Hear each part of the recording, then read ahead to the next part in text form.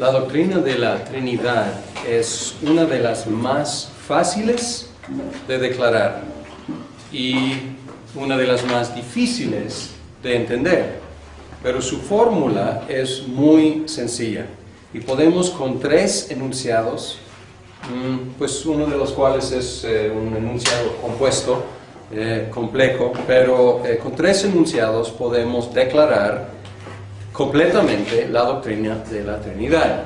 Entonces, los 3 enunciados son: hay un Dios. 2, el Padre es Dios. El Espíritu, el Hijo es Dios. Y el Espíritu es Dios. Y luego el Padre, el Hijo y el Espíritu Santo son distintas personas. Entonces así está. Es la doctrina de la Trinidad. Entonces es muy sencilla, muy fácil de declarar. Sin embargo, es bastante difícil de entender. Vamos a tratar hoy de profundizar un poco en esta doctrina, pero no vamos a poder llegar quizás a entenderla a nuestra satisfacción, y siempre hay cierto nivel de dificultad en tratar de unificar estas 3 declaraciones. Sin embargo, no debemos sorprendernos si encontramos que la existencia de Dios es más rica que la nuestra. Nosotros somos imagen de Dios, Él es nuestro creador, y si su existencia, su forma de existir es más rica que la nuestra, pues no debemos sorprendernos. Y nuestra meta aquí es creer lo que la Biblia enseña acerca de Dios, cómo Él posee su unidad, y es como una Trinidad, y cómo posee su pluralidad, y es como una unidad. Y les refiero a su lectura en Berkhof para evidencia bíblica, textos bíblicos para demostrar que estas 3 declaraciones son declaraciones bíblicas, o por lo menos resúmenes de declaraciones bíblicas. Les refiero a Berkhof para la evidencia bíblica desde el Antiguo Testamento hasta el Nuevo Testamento, pero vamos a tratar de explicar un poco. Hay un solo Dios. Quizás esta declaración sea la más fácil, porque es una declaración obvia desde el principio y a través de toda la Biblia, y es una declaración de los monoteístas, de los judíos, pues además los musulmanes y los cristianos. Ahora, el segundo: el Padre es Dios, el Hijo es Dios y el Espíritu Santo es Dios. Este es un resumen de la evidencia bíblica que habla acerca del Padre y le atribuye o le llama Dios, o le atribuye características divinas. Cuando habla del Hijo y le dice que es Dios, o le atribuye características de Dios, y el Espíritu Santo cuando le llama Dios, o por lo menos el Señor, y cuando le atribuye características divinas. Y luego la última declaración quizás es la más desarrollada en la historia de la Iglesia, porque las primeras 2 son más o menos sencillas. Aquí ha habido mucha dificultad y controversia para tratar de entender cómo la unidad y la pluralidad se relacionan y qué queremos decir con personalidad. Ahora, antes de hablar de eso, de personalidad, voy a dar un pequeño repaso rápido de la historia de la doctrina a través de los primeros siglos. En el primer siglo básicamente no encontramos gran cosa, porque las herejías importantes no habían empezado a afligir la iglesia. Por lo tanto, hubo docetismo, pero docetismo no era negación de la divinidad del Hijo, más bien era una afirmación de la divinidad y una negación de su plena humanidad. Pues ahí no estaba tanto en juego la doctrina de la Trinidad. Pero luego, entonces lo que encontramos en el primer siglo, los padres apostólicos, ellos hablaban del Padre, del Hijo, del Espíritu Santo, atribuyéndoles características divinas, pero sin mayor reflexión. Simplemente a veces repitiendo el texto bíblico o atribuyéndoles características, atributos divinos. Luego, a partir del segundo siglo, empezaron a entrar herejías que forzó que la iglesia empezara a definirse. Y luego los apologistas como Justín Mártir o Justino Mártir y luego Ireneo empezaron a tratar de afirmar más específicamente.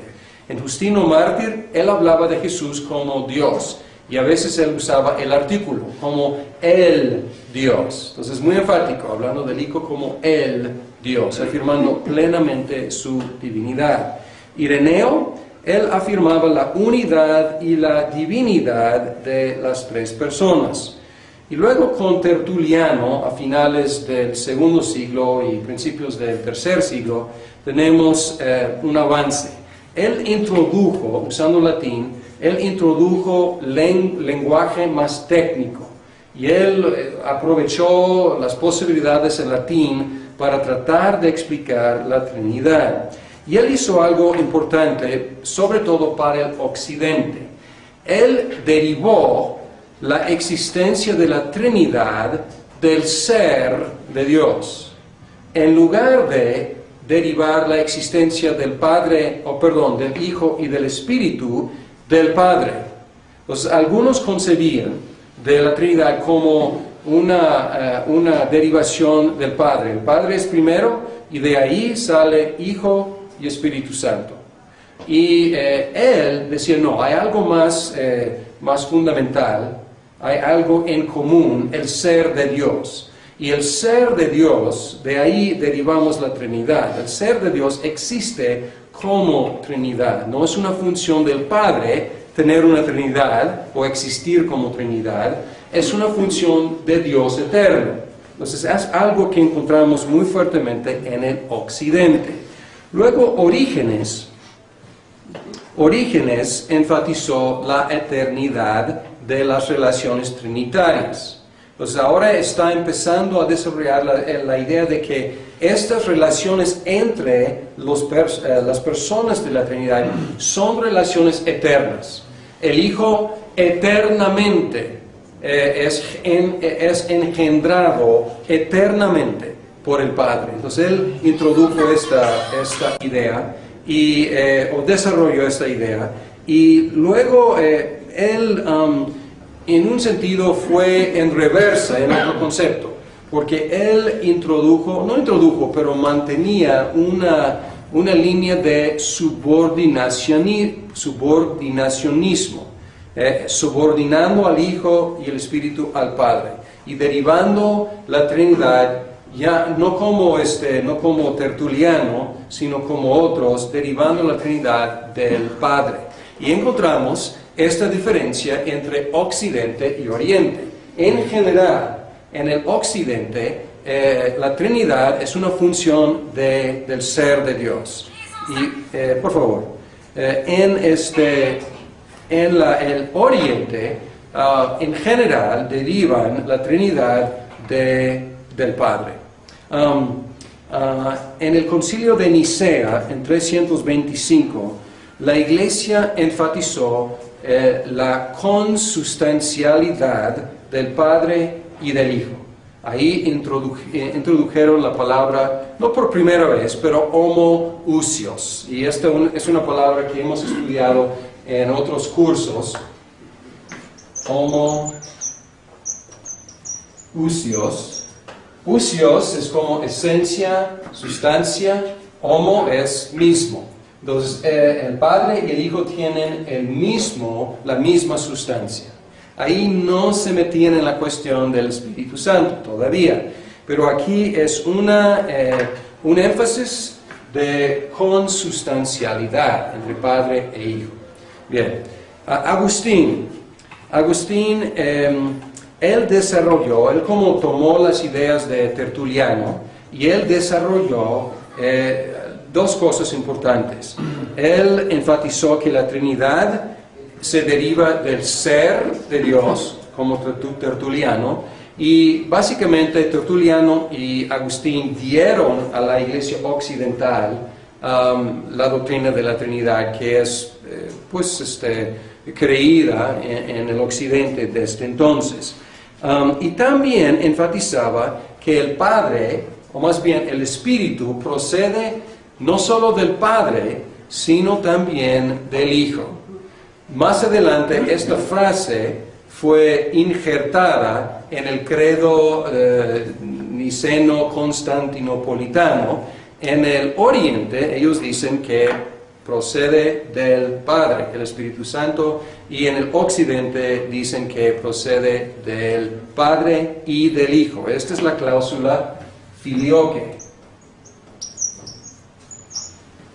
Bien, ya mencioné Constantinopla, ahí elaboraron el credo que llamamos el credo niceno, pero es técnicamente el credo niceno-constantinopolitano. Es un desarrollo en 325, el credo de Nicea, y luego 381 ampliaron el credo, y ellos declararon ahí que el Espíritu Santo, además de afirmar la consustancialidad del Padre y del Hijo, ellos declararon que el Espíritu Santo es, y ahora cito, Señor y dador de la vida, procedente del Padre y del Hijo, el cual con el Padre y con el Hijo es adorado y glorificado. Ellos quedaron un poco cortos en un sentido, porque no querían decir explícitamente el Espíritu Santo es Dios, porque estaban tratando de ganar a los macedonios. Los macedonios negaban la deidad del Espíritu. Entonces trataban de usar lenguaje afirmando su deidad sin decir que Él es Dios. Pero dijeron que es Señor y dador de la vida. Pues ¿quién es Señor y dador de la vida? Pues Dios. Dice que con el Padre y con el Hijo es adorado y glorificado. ¿A quién debemos adorar y glorificar? Solo a Dios. Entonces quedaron, no dijeron consustancial con el Padre, pero en otro lenguaje intentaron afirmar eso. Ahora, vamos a regresar a este tercer punto. El Padre, el Hijo y el Espíritu Santo son distintas personas. ¿Y qué tienen diferentes? Aquí tienen algo en común. ¿Qué tienen en común? Que cada uno es Dios. Por eso, si el Espíritu Santo es Dios, es adorado y glorificado junto con el Padre y con el Hijo. Entonces, cada uno es Dios. La plenitud de Dios, aquí el lenguaje a veces falla, pero podemos decir, está en cada persona. Cada persona tiene todos los atributos eternos de Dios. Entonces, esto es más o menos claro, entendible. Entonces, si Dios es eterno, es infinito, pues el Padre es eterno, infinito. Si Dios es omnipotente, el Hijo y el Espíritu Santo son omnipotentes. Entonces, todos sus atributos divinos, eternos, pertenecen a cada una de las personas. Bien, ahora vamos a enfocarnos un poco en esta tercera idea, para tratar de ver qué tienen las personas individualmente, si podemos usar ese lenguaje. Y el Padre,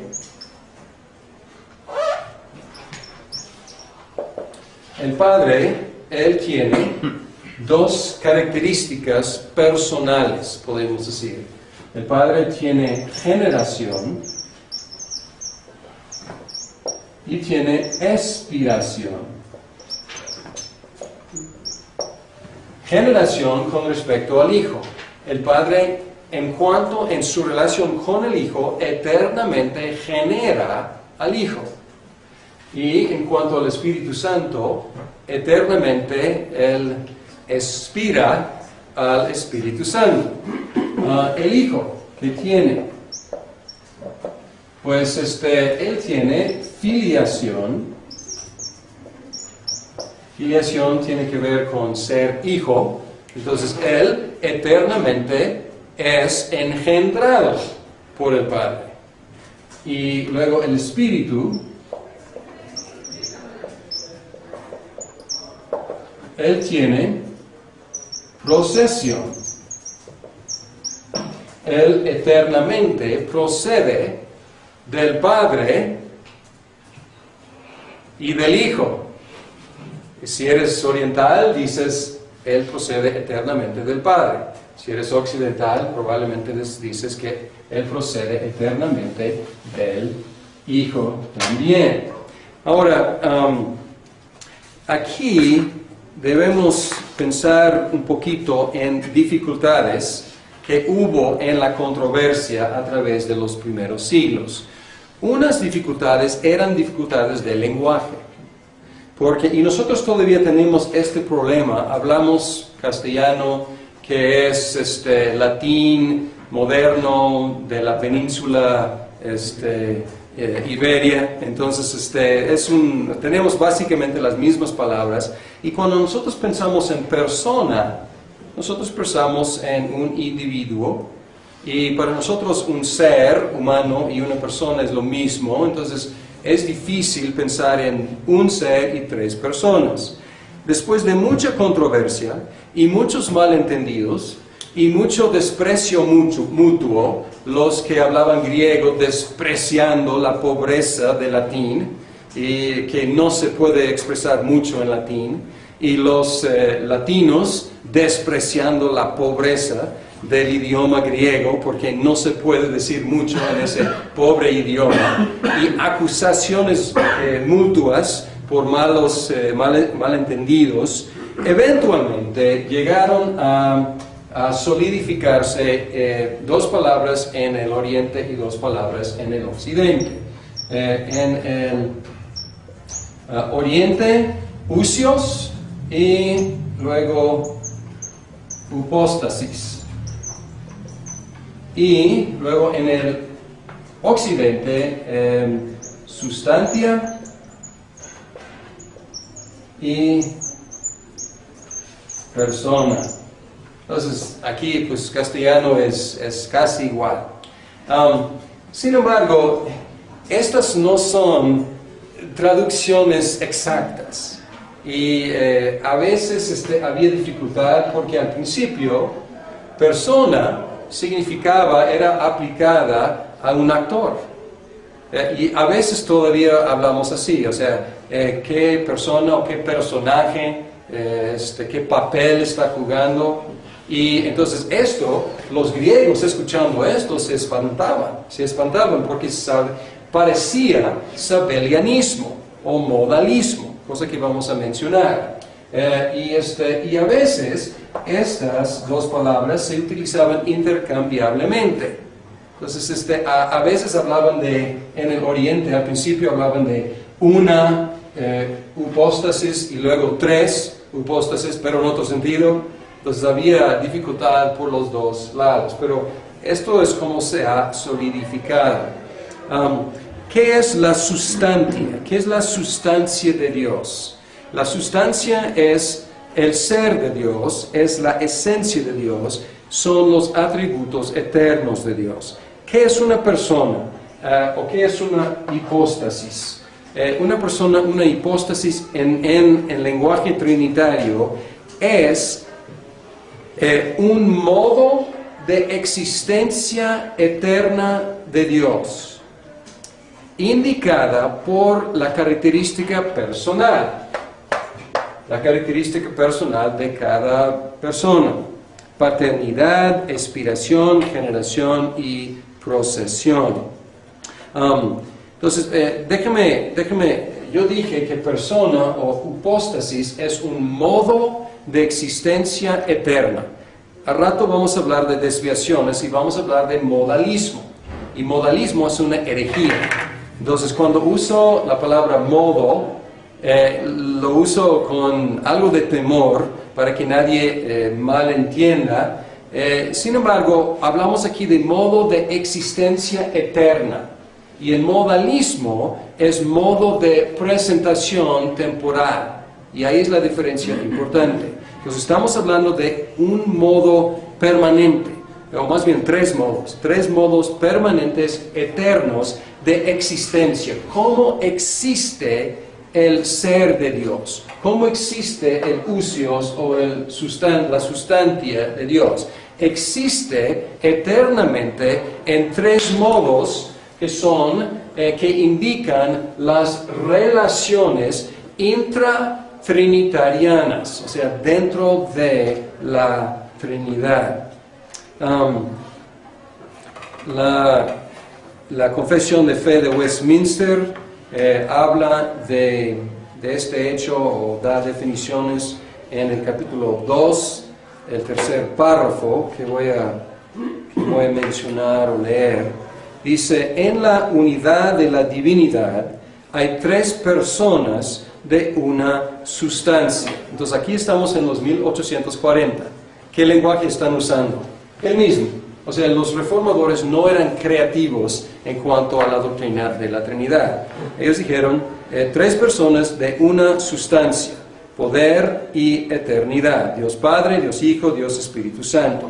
El Padre no es engendrado ni procede de nadie. El Hijo es eternamente engendrado del Padre y el Espíritu Santo procede eternamente del Padre y del Hijo. Ahora, vamos a hablar un poquito estamos hablando de Oriente y Occidente.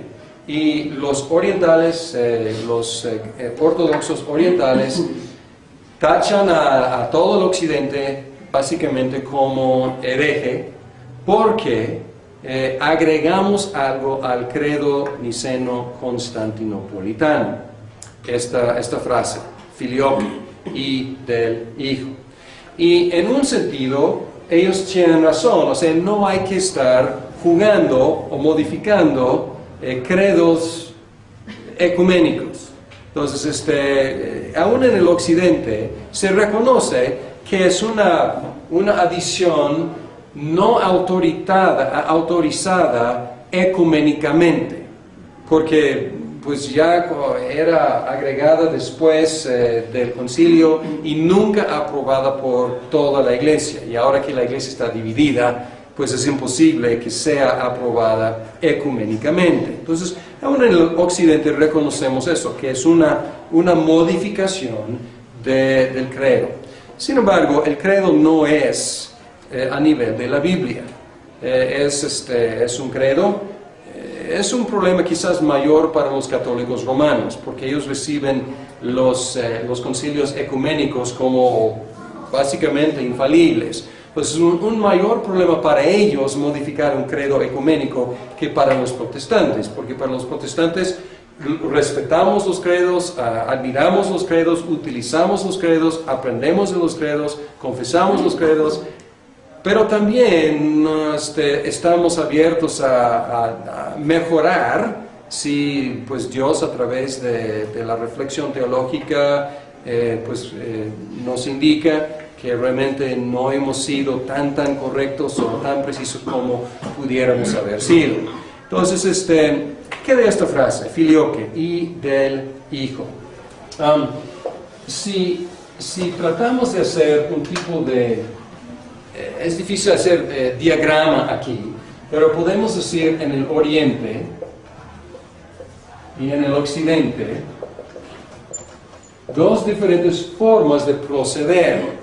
Entonces, en el Oriente, primario es el Padre, y luego del Padre derivan la Trinidad.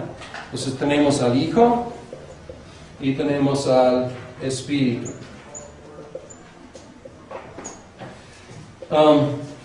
Y aquí esta es por generación y aquí es por expiración.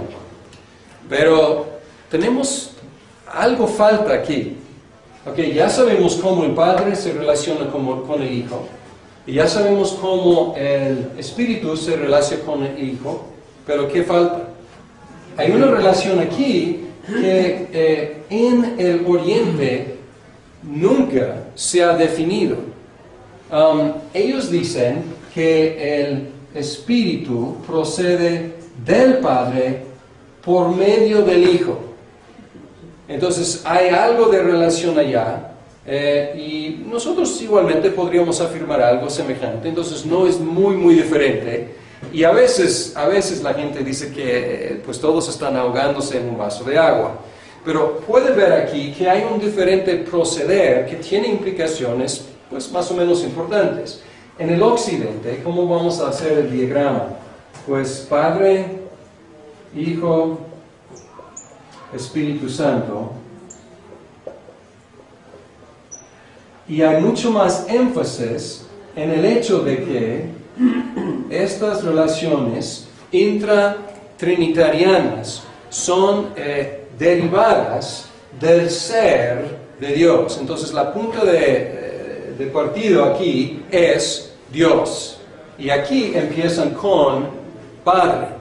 Y es interesante, una observación que yo no he hecho, pero es interesante. Herman Bavinck, que es un teólogo reformado holandés, él dice que un problema en la devoción de la iglesia occidental es que ellos tienen más o menos como dos vías para llegar al Padre. Tienen la ortodoxia, que es la creencia correcta acerca del Hijo. Y luego tienen el misticismo. Y es difícil unificar estas dos como vías a Dios en la devoción oriental. Y según Bavinck, y se me hace como una observación muy interesante, esto se deriva de su proceder en cómo definen la Trinidad. Entonces, hace falta una conexión aquí, y en la devoción también hace falta una conexión entre la creencia intelectual y la devoción mística espiritual. Y aquí el énfasis cae en la unidad, y aquí no son subordinacionistas, ¿okay? No subordinan al Hijo al Padre. Sin embargo, en general, el Oriente tendía más hacia el subordinacionismo y el Occidente tendía más hacia afirmar la unidad que para los orientales sonaba como sabellianismo, sonaba como modalismo, que ellos tanto énfasis en la unidad que a veces los orientales no escuchaban suficiente diferenciación entre las diferentes personas. Okay. He estado utilizando algunas palabras y ahora vamos a hablar de algunas de ellas y tratar de aclarar quizás por medio de contrastar, contrastando con negaciones. ¿Cuál es la primera declaración de la doctrina? Hay un solo Dios. Si negamos esa doctrina o esa declaración, vamos a caer en politeísmo o en el contexto cristiano, triteísmo. Y si empujamos la doctrina demasiado hacia la tercera declaración, vamos a caer en triteísmo, porque vamos a perder la primera declaración, que es: hay un solo Dios. ¿Cuál es la segunda declaración? El Padre es Dios, el Hijo es Dios y el Espíritu Santo es Dios. Si negamos esta segunda declaración, vamos a vamos a caer en un tipo de subordinacionismo. Porque si decimos que el Padre es Dios pero no podemos afirmar también que el Hijo es Dios y el Espíritu es Dios en la misma manera en que el Padre es Dios. De alguna forma vamos a subordinar al Hijo y al Espíritu al Padre. Y hay diferentes manifestaciones de esto.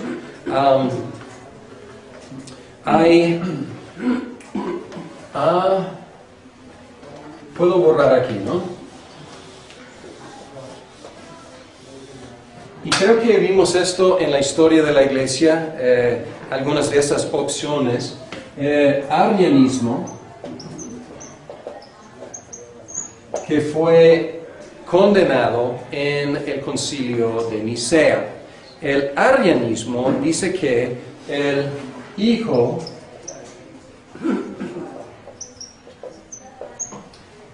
es diferente, no es similar al Padre. Y creo que Animoios, perdón, no lo escribí mal, es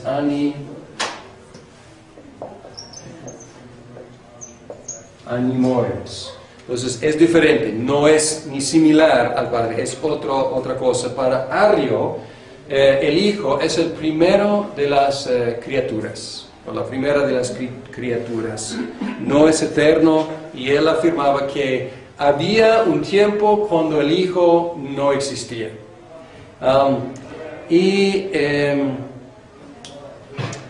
Es un tipo de subordinacionismo, obviamente, él subordina al Hijo al Padre. También tiene diferentes manifestaciones. Una es adopcionismo, y en arrianismo es adopcionismo. Entonces es subordinacionismo, es adopcionismo, que Dios Padre adoptó al hombre Jesús y como su Hijo.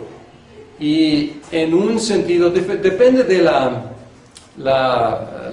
diferente manifestación, porque hay diferentes variedades. A veces lo deifica en un sentido menor, es un tipo de Dios, o es Dios, o de alguna forma le comparte algo de divinidad, le diviniza, pero lo adopta como Hijo de Dios. Y hay diferentes manifestaciones de esto. No son todos iguales, pero el mormonismo, los testigos de Jehová, los unitarios y algunos de los modernistas, los supuestamente cristianos modernistas o liberales, tienen un tipo de subordinacionismo, que el Hijo es un Dios, pero no es el Dios, no es Dios eterno.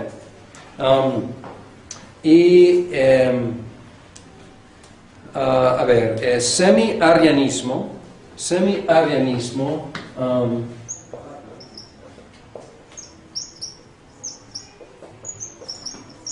dice que el Hijo es semejante al Padre. Y aquí la diferencia entre homoousios y homoiousios. Homoousios es igual, misma sustancia. Homoi es semejante, muy similar en sustancia. Y también hay hubo otro grupo que en un momento dominaba, cuando estaban, después de Nicea había mucha controversia, y este grupo de homoios, que el Hijo es similar, o sea, es muy débil esta declaración. Entonces, aquí es similar, aquí no es similar, aquí es de sustancia parecida, y luego homoousios, que ya borré, es de la misma sustancia.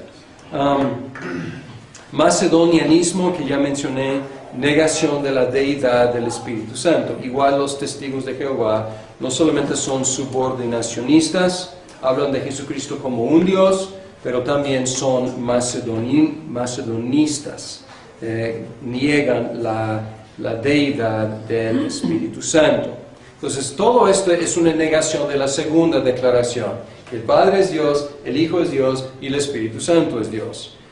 Si negamos la tercera declaración, caemos en modalismo, algún tipo de modalismo. Y el tipo de modalismo más común o más famoso es sabellianismo. Sabellianismo dice que una persona se manifiesta alternamente como creador, redentor y santificador.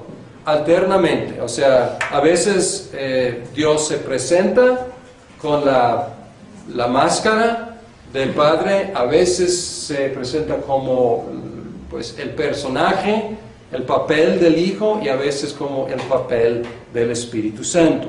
También se llama patripasionismo, es lo mismo, patripasionismo. ¿Por qué? Porque, a fin de cuentas, ¿quién murió en la pasión? El Padre. Entonces, patripasionismo, porque hay una sola persona, y muchas veces esta persona es el Padre, pero se presenta como Padre, Hijo y Espíritu Santo alternativamente. Hay otro tipo de, y no sé si debo llamarlo modalismo, pero es algo actual, es algo aquí en Guadalajara. Hay iglesias apostólicas. Y las iglesias apostólicas tienen una doctrina que es un punto medio entre trinitarianismo y modalismo o sabellianismo. Yo antes pensaba que era sabellianismo, pero luego platicando con uno de ellos, entendí que no es exactamente lo mismo. Ahí una persona se manifiesta simultáneamente como Padre, Hijo y Espíritu Santo. Y los apostólicos afirman la segunda declaración. Los sabellianistas no pueden decir que el Padre es Dios, el Hijo es Dios y el Espíritu Santo es Dios.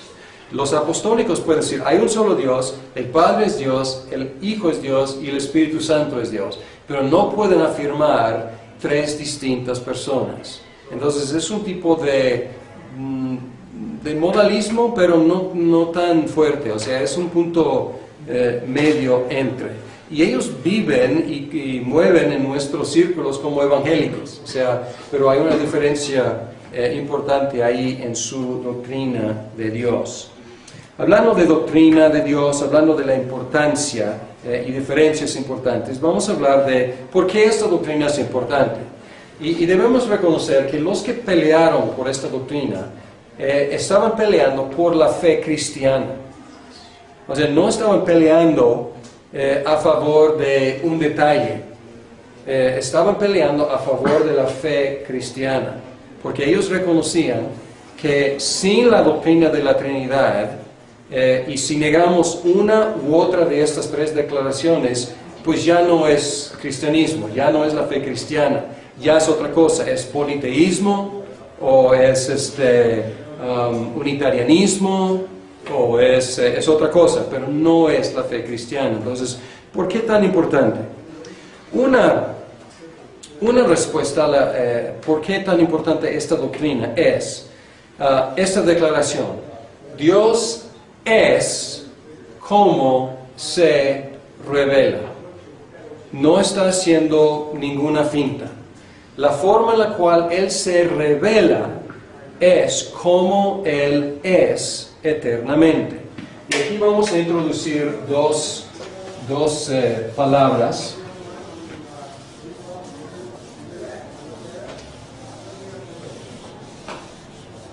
Cuando hablamos de la Trinidad, los teólogos a veces hablan de la Trinidad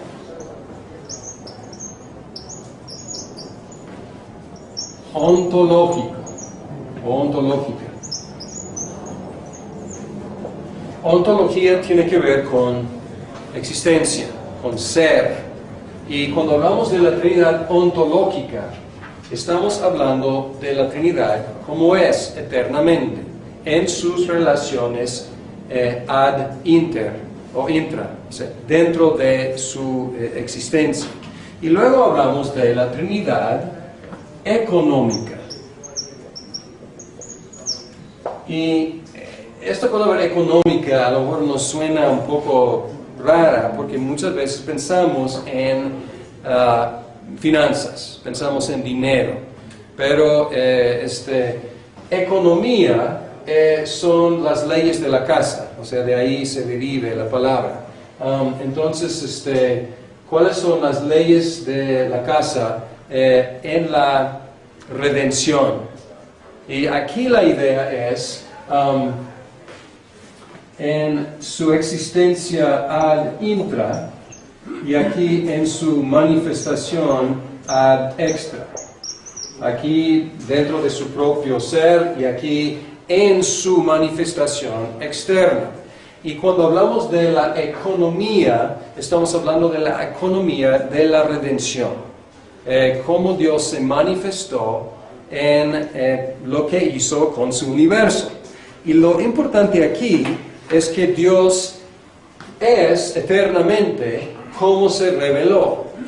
No nos dio ninguna presentación de sí mismo en contra de cómo es. Al contrario, Él se manifestó así como es. Por ejemplo, ¿quién nació en la plenitud del tiempo como hijo? ¿El Padre, el Hijo o el Espíritu Santo? El Hijo. ¿Por qué? Porque así es el Hijo. Eternamente el Hijo es engendrado por el Padre. Entonces, tiene sentido que el Hijo y no el Padre, el Hijo y no el Espíritu, naciera como ser humano. Y el Espíritu Santo, ¿a quién envía el Padre para estar con sus discípulos o sus hijos para siempre?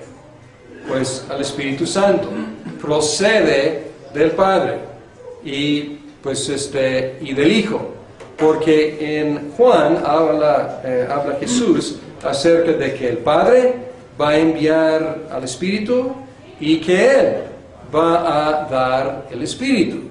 Entonces aquí los orientales dicen, pero no solamente dice que Él procede del Padre, pero dice que el Hijo da al Espíritu. No procede del Hijo, pero el Hijo da.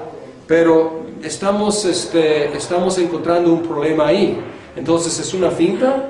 O sea, el Hijo está dando en la economía de la salvación algo que no procede de Él eternamente. A lo mejor es una sutileza, pero es un argumento a favor de la postura occidental.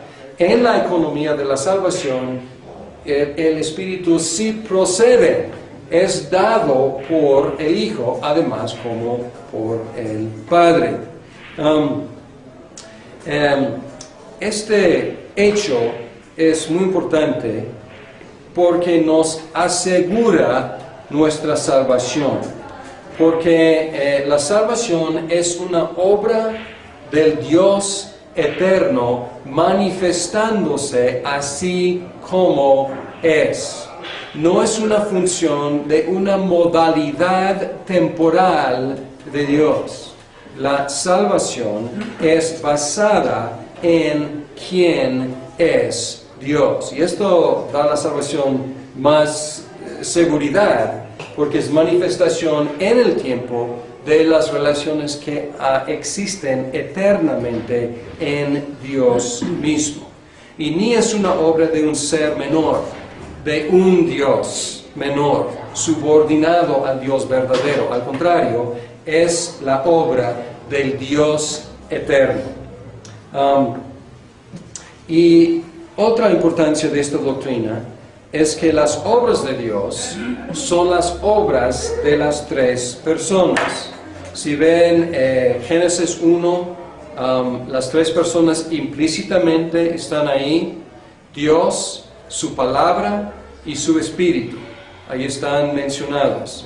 Y en Juan 1, otra vez la creación, también las tres personas ahí. Las tres personas también hacen la redención. Mateo 28, 19. Somos bautizados en el nombre del Padre, del Hijo y del Espíritu Santo. Y de hecho, este texto, hay otros, y les refiero a Berkhoff para ver los textos, pero este texto, si quieren comprobar la idea de la Trinidad en un solo versículo, ese es uno de los mejores, porque habla del ¿qué? Del nombre. ¿Cuántos nombres? Del nombre del Padre y del Hijo y del Espíritu Santo. ¿Y qué vimos hace 8 días? ¿Qué es el nombre de Dios? Es Dios, es el ser de Dios, es la existencia de Dios. Entonces, el nombre del Padre y del Hijo y del Espíritu Santo. Y yo he escuchado a pastores bautizar en el nombre del Padre y en el nombre del Hijo y en el nombre del Espíritu Santo. Y quise decir, no es la fórmula, porque no son 3 nombres, es un nombre, un ser, y pues sí son 3 nombres, pero estos 3 nombres son del único ser. Y entonces aquí la creación es de Dios, Padre, Hijo, Espíritu Santo. La redención es obra de Dios, Padre, Hijo y Espíritu Santo. Entonces hay una expresión, opera ad extra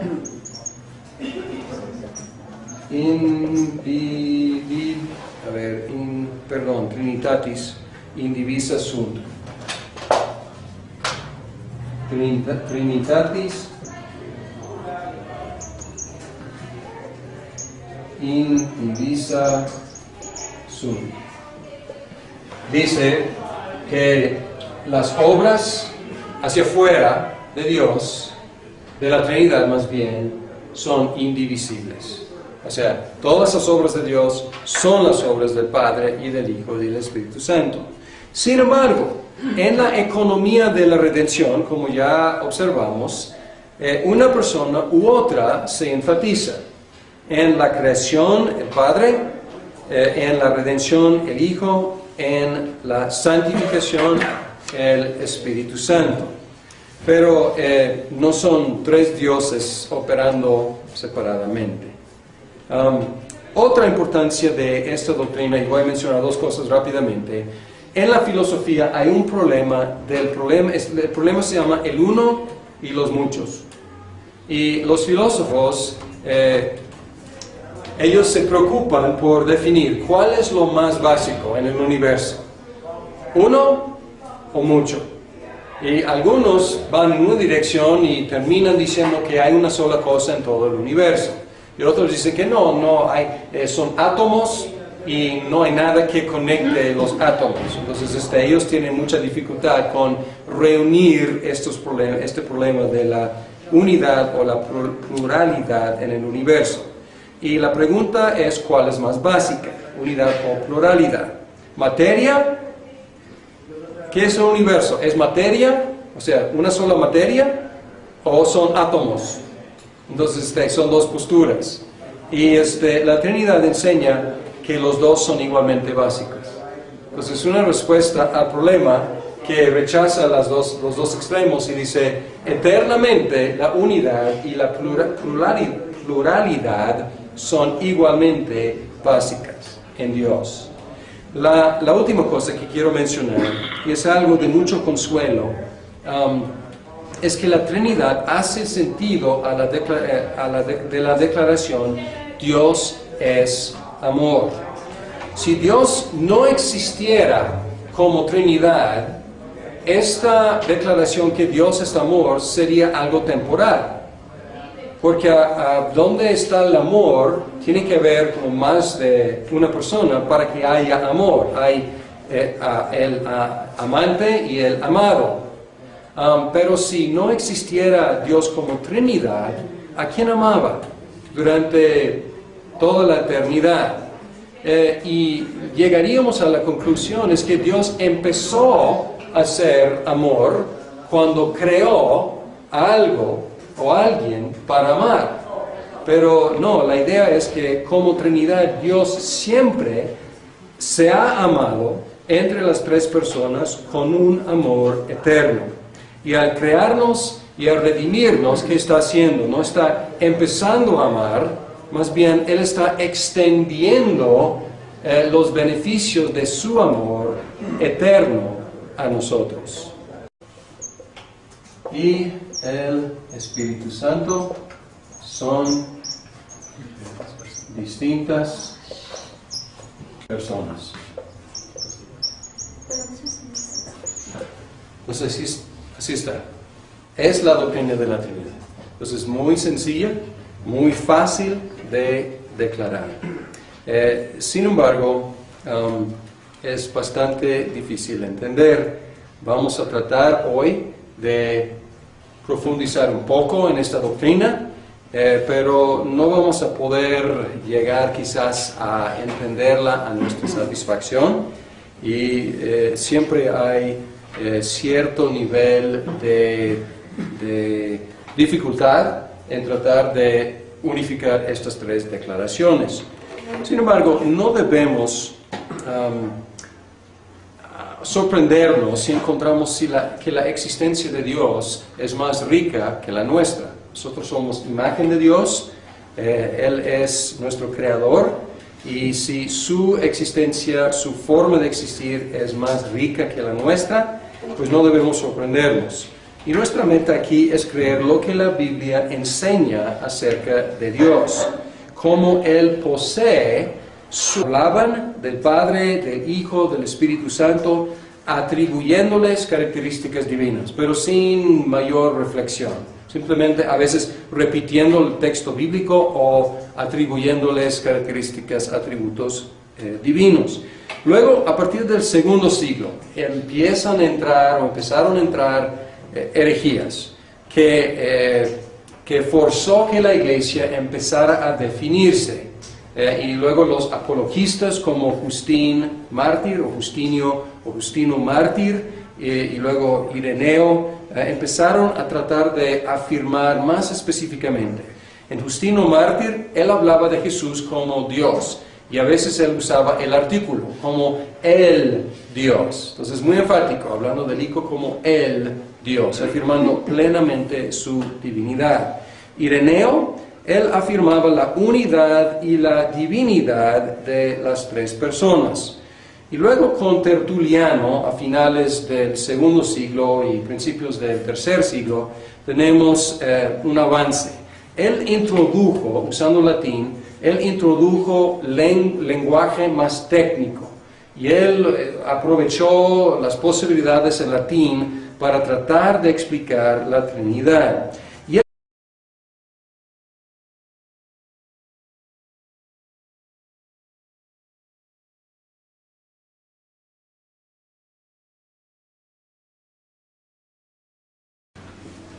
La doctrina de la Trinidad es una de las más fáciles de declarar y una de las más difíciles de entender, pero su fórmula es muy sencilla y podemos con tres enunciados, pues uno de los cuales es un enunciado compuesto, complejo, pero con tres enunciados podemos declarar completamente la doctrina de la Trinidad. Entonces, los tres enunciados son: hay un Dios. Dos, el Padre es Dios. El Espíritu, el Hijo es Dios. Y el Espíritu es Dios. Y luego el Padre, el Hijo, Dios, o por lo menos el Señor, y cuando le atribuye características divinas. Y luego la última declaración quizás es la más desarrollada en la historia de la Iglesia, porque las primeras dos son más o menos sencillas. Aquí ha habido mucha dificultad y controversia para tratar de entender cómo cómo la unidad y la pluralidad se relacionan y qué queremos decir con personalidad. Ahora, antes de hablar de eso, de personalidad, voy a dar un pequeño repaso rápido de la historia de la doctrina a través de los primeros siglos. En el primer siglo básicamente no encontramos gran cosa, porque las herejías importantes no habían empezado a afligir la iglesia. Por lo tanto, hubo docetismo, pero docetismo no era negación de la divinidad del Hijo, más bien era una afirmación de la divinidad y una negación de su plena humanidad. Pues ahí no estaba tanto en juego la doctrina de la Trinidad. Pero luego, entonces lo que encontramos en el primer siglo, los padres apostólicos, ellos hablan unidad, y es como una Trinidad, y como posee su pluralidad, y es como una unidad. Y les refiero a su lectura en Berkhof para evidencia bíblica, textos bíblicos para demostrar que estas tres declaraciones son declaraciones bíblicas, o por lo menos resúmenes de declaraciones bíblicas. Les refiero a Berkhof para la evidencia bíblica desde el Antiguo Testamento hasta el Nuevo Testamento, pero vamos a tratar de explicar un poco. Hay un solo Dios. Quizás esta declaración sea la más fácil, porque es una declaración obvia desde el principio y a través de toda la Biblia, y es una declaración de los monoteístas, de los judíos, pues además los musulmanes y los cristianos. Ahora, el segundo, el Padre es Dios, el Hijo es Dios y el Espíritu Santo es Dios. Este es un resumen de la evidencia bíblica que habla acerca del Padre y le atribuye o le llama Dios o le atribuye características divinas. Cuando habla del Hijo y le dice que es Dios o le atribuye características de Dios, y el Espíritu Santo cuando le llama